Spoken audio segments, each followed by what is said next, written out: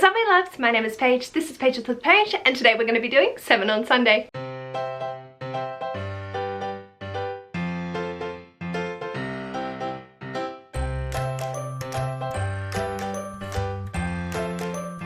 Seven on Sunday is a Goodreads group created by Grace from G Swizzle, and I'll leave a link to both Grace's channel and the Goodreads group in the description box below. This week's topic are talking about our bookish soulmates. So talking through characters that we feel were just fated to be together. I could have done a lot here, mostly because I read retellings and the romantic elements of that are preordained. I'm only going to mention one couple, I believe, that's from a retelling.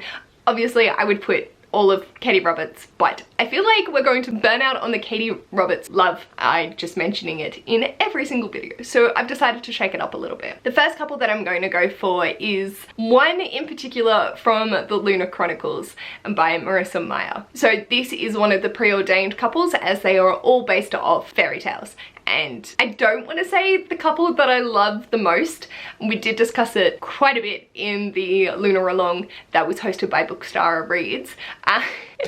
But there is one couple, their dynamic is just adorable. She is very, oh my god, this person, holy dooly, and then eventually things to come to fruition, and I really enjoyed that. So I'm not going to spoil who the couple is. Obviously when you're reading the books you get a gist of who's going to be with who, but there was just one in particular that I really liked and stood out above the rest. The next is a bit of a funny one because it's definitely got an element of an age gap, and that is Diane and Numair from the Immortals Quartet by Tamora Pierce. I adore their dynamic so fucking much.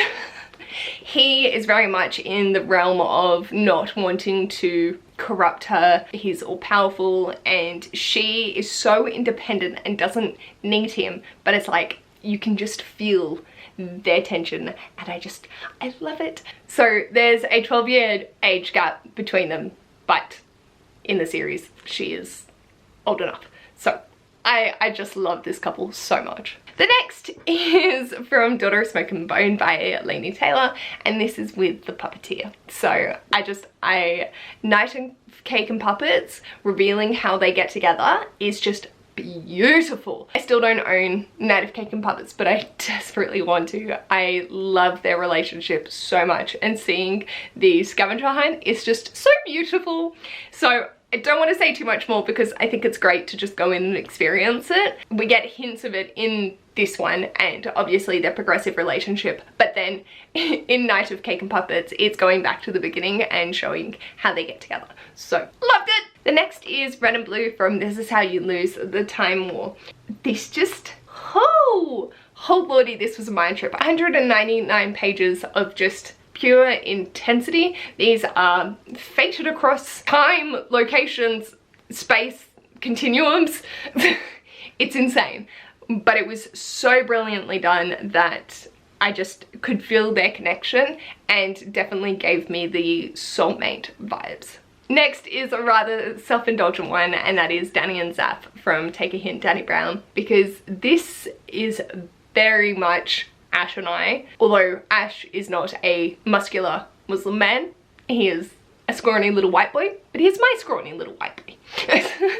But the way that Zaf deals with anxiety, I can see a lot of parallels with Ash, and the way that they communicate, the way that they respect one another, just the gloriousness that it is that relationship, I feel is reflected a lot in Ash and I, and so when I was reading it, it just felt like home, and I loved that sense in novels. I also very much feel the bi vibes with Danny and discussing with yourself, because it is not a straight relationship, but it is straight passing, and just dealing with those emotions and that within yourself, and then on top of that being an academic, and previously when I was reading this, going through my masters, there was just a lot of parallels, and I love them together. It gives me a sense of wholesome happiness, and I just love them so fucking much. Maybe that's a little narcissistic, but just reading this and getting to see a lot of my relationship reflected in it was just so beautiful and really affirming of how great my current relationship is. The next one is not going to go into any details, but this dynamic just, holy fuck. Thank God Kara's read it and was screaming at me because I could then scream back at her.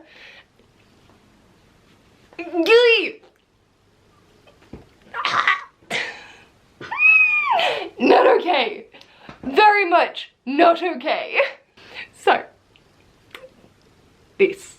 that's all I can say.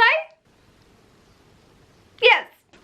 And then the last one that I have is Grace and Thornhollow from Amanda So Discreet by Mindy McGuinness. This is the silliest thing, but it's Sherlock and Watson, but straight, and I loved it. I love the idea of mechanically Sherlock and Watson being together. So the dynamic in this was just beautiful, and it was very much a Sherlock and Watson vibe, and so to have that was just brilliant. If you have any recommendations for Sherlock Watson retellings where they are queer, please leave them below. I would love to read more. But this just hit right. I love Mindy McGuinness's writing anyway, and so seeing their dynamic was perfection. Sherlock Watson vibes, loved it. Glorious. So these plus my Lunar Chronicles book is definitely 7 relationship dynamics that just I loved and felt that they were so perfect for one another. I really struggled initially to figure out what I wanted to include on this list.